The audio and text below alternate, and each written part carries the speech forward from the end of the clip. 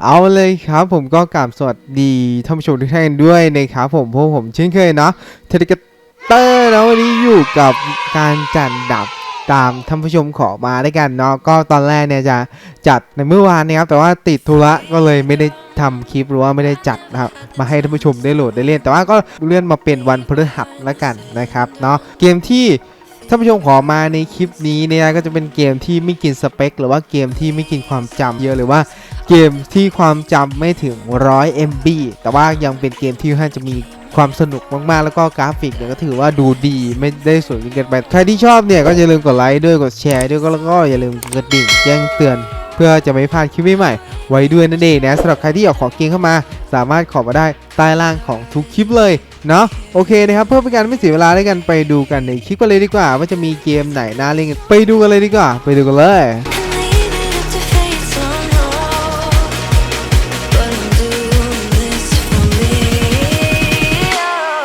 เราก็มาอยู่สำหรับเกมแรกกันเป็นที่เรียบร้อยแล้วเนาะสำหรับเกมแรกเนี่ยก็จะเอาใจคนที่ชอบเล่นเกมแนวขับรถวิบากตะลุยเขา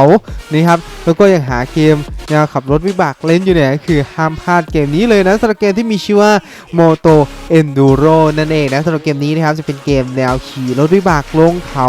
ที่จะมีความเอ็กซ์ตรีมมากๆเลยในสถานที่ที่ขี่ไปจะมีอุปสรรคต่างๆคอยดักรอเราอยู่นะครับเราเนี่ยก็ต้องผ่านพ้นมันไปให้ได้นั่นเองนะครับในตัวเกมนะครับจะมีรถให้เราเลือกมากถึง11กว่าคันแล้วก็จะมีด่านต่างๆให้เราไปผจญภัยกันด้วยนะครับแล้วก็ด่านต่างๆเนี่ยก็จะมีทั้งกลางวันกลางคืนแล้วก็จะมีทั้งสภาพอากาศต่างๆที่จะคอยทำให้เราขับขี่ยากขึ้นนั่นเองนะครับภาพในตัวเกมนี้ก็ถือว่าโอเคเลยนะครับเป็นเกมความจำที่ไม่ถึง100ที่ภาพเพื่อนจะสวยอยู่เหมือนกันนะครับภาพมองในการเล่นเกมนี้จะเป็นภาพมองบุคคลที่3นั่นเองนะครับก็สามารถเข้ามาลองเล่นกันดูได้นะ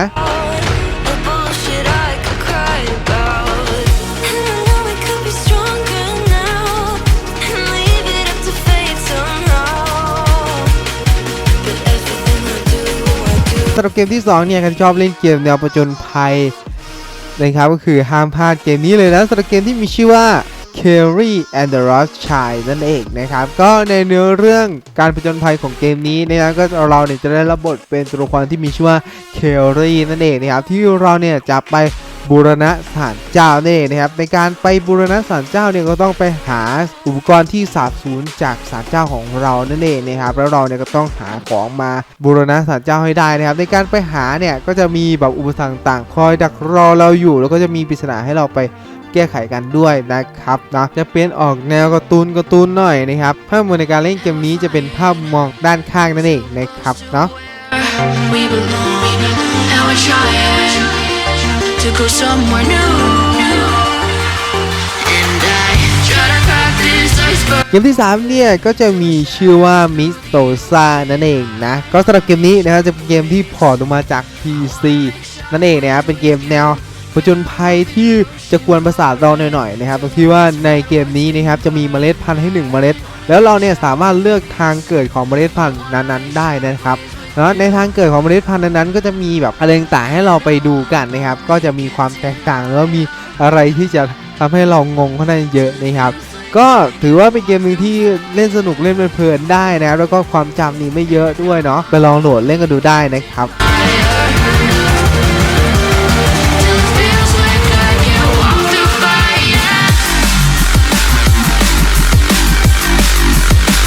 เกมที่4เนี่ยก็ใจคนที่ชอบเล่นเกมแบบชิลๆแล้วก็อยากหาเกมแบบเล่นชิลๆเล่นอยู่เนี่ยคือห้ามพลาดเกมนี้เลยนะสำหรับเกมที่มีชื่อว่า Flaming Crow นั่นเองนะสำหรับเกมนี้นะครับจะเป็นเกมที่เราเนี่ยจะได้รับบทลูกบอลตัวหนึ่งนะครับแล้วเราเนี่ยก็ต้องบังคับลูกบอลของเราเนี่ยไปสู้กับศัตรูให้ได้นะครับในการบังคับเนี่ยก็จะแล้วแต่เราจะบังคับเลยนะครับมันจะมีแบบอะไรต่างๆที่คอยดักรอเราอยู่เราสามารถบังคับได้ทุกทิศทางนะครับแล้วก็เมื่อเราบังคับเนี่ยก็จะวิ่งไปตามทิศทางที่เราบังคับนั่นเองนะครับแล้วก็เกมนี้นะครับจะมีพวกศัตรูต่างๆที่คอยดักรอเราอยู่เพื่อไม่ให้เราเนี่ยชนะภารกิจหรือว่าเล่นตามภารกิจได้นั่นเองด่านของตัวเกมนี้นะครับจะมีมากถึง160กว่าด่านให้เราไปเล่นกันเลยนะครับคือแบบเล่นยาวๆเล่นเพลินๆได้เลยนะครับก็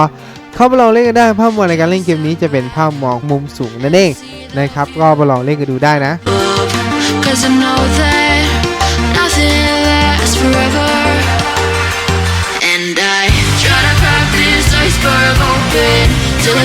เราก็มาอยู่สำหรับเกมครึ่งทางกันเรียบร้อยแล้วเนาะเกมครึ่งทางเนี่ยก็จะมีชื่อว่า REK3 นั่นเองนะสำหรับเกมนี้แล้วจะเป็นเกมแนวขี่รถเก็บคะแนนนั่นเองนะเป็นเกมแนวแบบว่าเล่นชิวๆเล่นเพลินๆได้นะครับก็คือแบบเกมนี้จะไม่มีอะไรบ้างแค่เราเนี่ยขี่รถเก็บคะแนนไปเรื่อยๆนะครับก็จะมีท่วงท่าการการดิฟหรือว่าสนามที่ให้เรา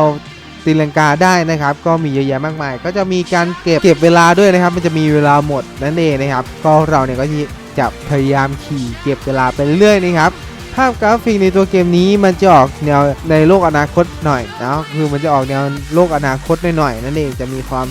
สวยงามมากๆเลยนะก็ไปลองเล่นกันดูได้นะครับเนาะ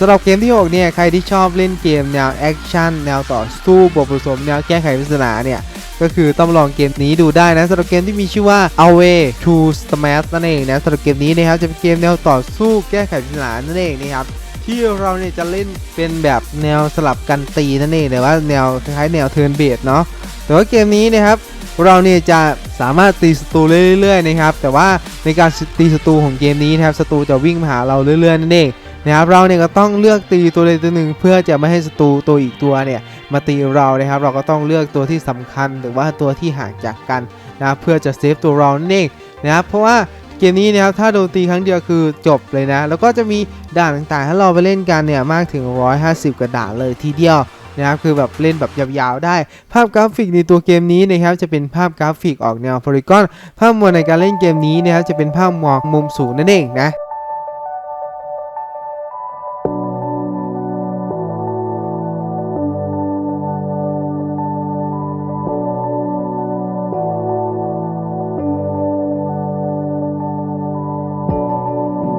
เกมที่7เนี่ยก็เอาใจคนที่ชอบเล่นเกมแนวสยองขวัญแล้วก็อยากหาเกมแนวสยองขวัญเล่นอยู่เนี่ยคือต้องมาลองเล่นเกมนี้ดูได้นะสำหรับเกมที่มีชื่อว่า The Haunted Consulate นั่นเองนะสำหรับเกมนี้นะครับจะเป็นเกมแนว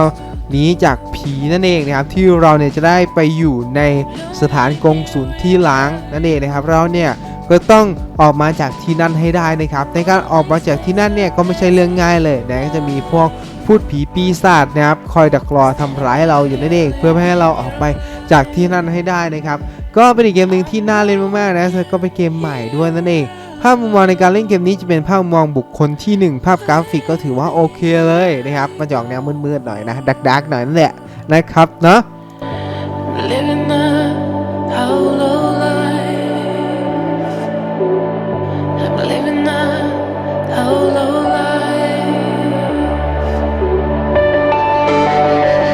เกมที่8เนี่ยก็จะมีชื่อว่า Dress Zone นั่นเองนะสำหรับเกมนี้แล้วจะเป็นเกมแนว RPG แนวสไตล์โลกไร้นั่นเองนะครับที่เราเนี่ยเมื่อเราตายนะครับเราจะไปจู่จุดเริ่มต้นหรือว่าการเล่นเกมใหม่ไปเรื่อยนะครับแล้วเกมนี้นะครับจะมีพวกมอนต่างๆให้เราไปจัดการที่ค่อนข้างเยอะแยะมากมายแต่ละตัวเนี่ยก็จะมีแบบลูกเล่นหรือว่า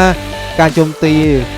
ต่างๆที่จะทำให้เราแบบงงได้นั่นเองนะครับเพราะว่าแต่ละตัวเนี่ยก็จะมีการโจมตีแตกต่างกันไปด้วยนะครับแล้วก็เกมนี้นะครับจะมีพวกอุปกรณ์ต่างๆที่เราเนี่ยสามารถคราฟได้นะครับแล้วก็เราสามารถเลือกตัวละครต่างๆได้ตัวละครของเราหรือว่าที่เราเลือกมาก็จะมีสกิลแตกต่างกันไปด้วยนั่นเองนะครับก็ไปลองเล่นกันดูได้ภาพกราฟิกก็ออกแนวพิกเซลอาร์ตภาพมองในการเล่นเกมนี้จะเป็นภาพมองมุมสูงนั่นเองนะ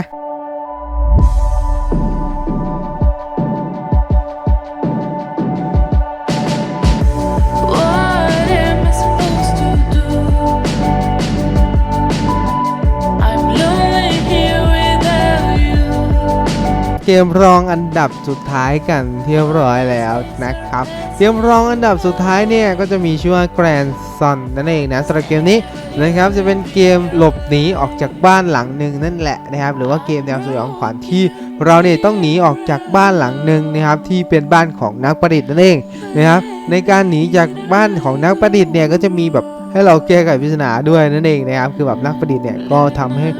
อะไรต่างๆนะครับแล้วเราเนี่ยก็ต้องแก้ไขปริศนาแล้วก็ออกจากที่นั่นมาให้ได้นั่นเองนะแล้วก็เกมนี้นะครับจะมีภาพมองเป็นบุคคลที่1ภาพกราฟิกก็ถือว่าโอเคเลยแต่ว่าไม่ได้สวยเกินไปนั่นเองนะครับ ก็สามารถเข้ามาลองโหลดเล่นกันดูได้นะ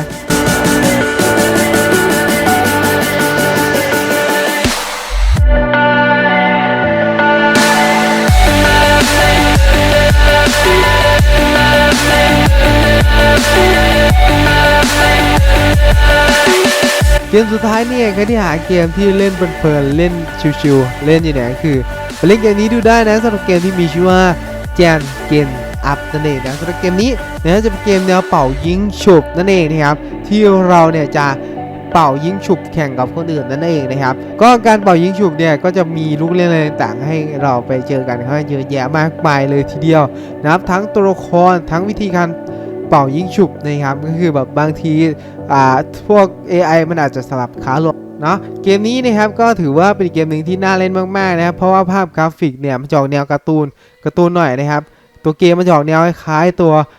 กังฟูแบทเทิลเลยนะครับแต่ว่าเป็นแนวเป่ายิงฉุบนั่นเองนะครับในตัวเกมเนี่ยสามารถเล่นเป็นแบบออนไลน์เล่นกับเพื่อนได้นั่นเองนะครับจัดทัวร์นาเมนต์ได้เลยนะครับคือแบบจัดทัวร์ได้ถึง8คนเลยนั่นเองนะครับคือแบบเล่นแบบกับเพื่อนได้ยาวๆเลยนะก็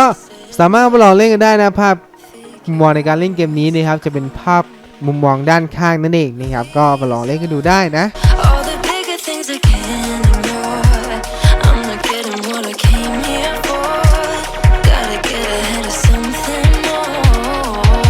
ก็แบ่งบ้างสำหรับ10เกมไม่ใช้เน็ตความจำไม่เกิน100 MB ที่เอามาให้ท่านผู้ชมได้โหลดได้เล่นกันนะก็หวังว่าท่านผู้ชมเนี่ยน่าจะชอบกันเนาะก็สำหรับคลิปนี้นะครับก็น่าจบไว้เพียงนี้ก่อนเจอกันคลิปหน้าจะเป็นการจัดอันดับเกมอะไร